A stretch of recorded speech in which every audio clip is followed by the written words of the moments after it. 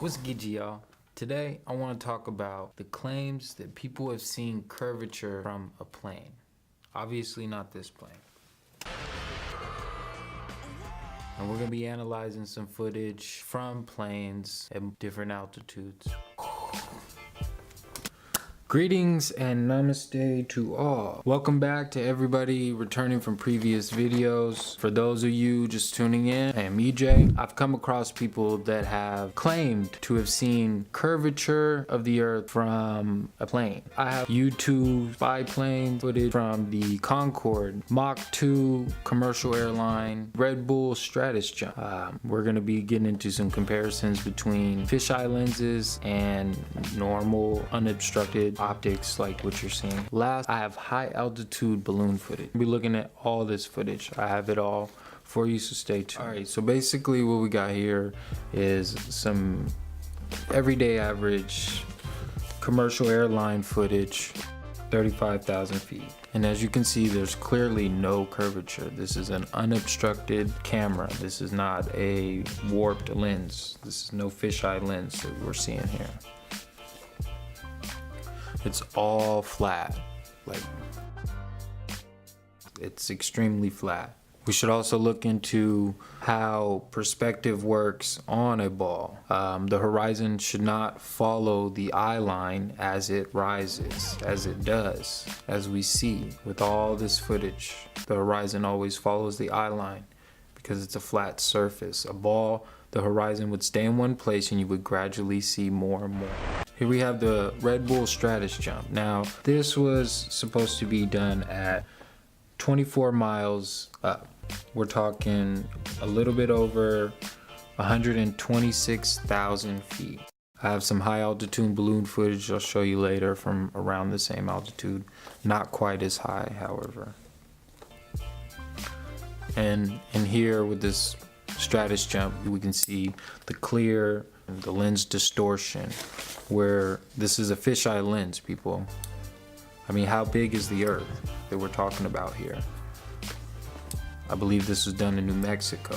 It's like, how big is New Mexico? And you can see the curve of the earth from an airplane. I don't think so.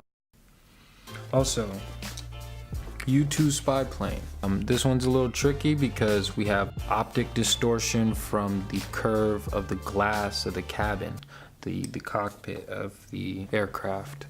We have a lot of lens distortion, as you can see, but it's apparent. And you can see as it changes, you can see when there's more noticeable curve here, where there's absolutely no curve or no visible or noticeable curve. And this is plain sight, people. This is at 70,000 feet. I also have some footage here that has a possibly outside perspective, a camera mounted on the outside of the aircraft. The Concorde windows are very, very, very small, about the size of the average adult male hand. The footage that I did find of the Concorde, third-party footage that I could find, more or less from commercials for this British Airways airliner. And it would have an average cruising altitude of 60,000 feet. That's nearly twice as high as the average commercial aircraft cruising altitude today. Abundance of flatness and many videos. Like I said, don't just take what I have to offer. Go and look for yourself. This is the reason why I'm doing this, to get people to look further into the topic, into the subject, and question what we're told, because it doesn't match up upon scrutiny and further examination. Now this here is what I really feel that this high altitude balloon footage that you're seeing here, this will be beneficial visually for people. Possible visual cues for people to be more inclined to look further into this subject, into the flat earth debate, and above all, questioning what you were told. Finding your own answers instead of taking what you were told. Balloon footage, which range between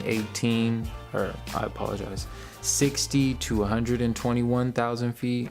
The premise of this video is to give you a compilation of different air travel perspectives, primarily different altitudes. Essentially, it's to see if we can't get you to look a little deeper into the subject or the topic of flat Earth, or at least just question what you were told and your senses and what your senses tell you. Flatness, flatness, flatness. It's absurdly flat. There's abundance of flatness.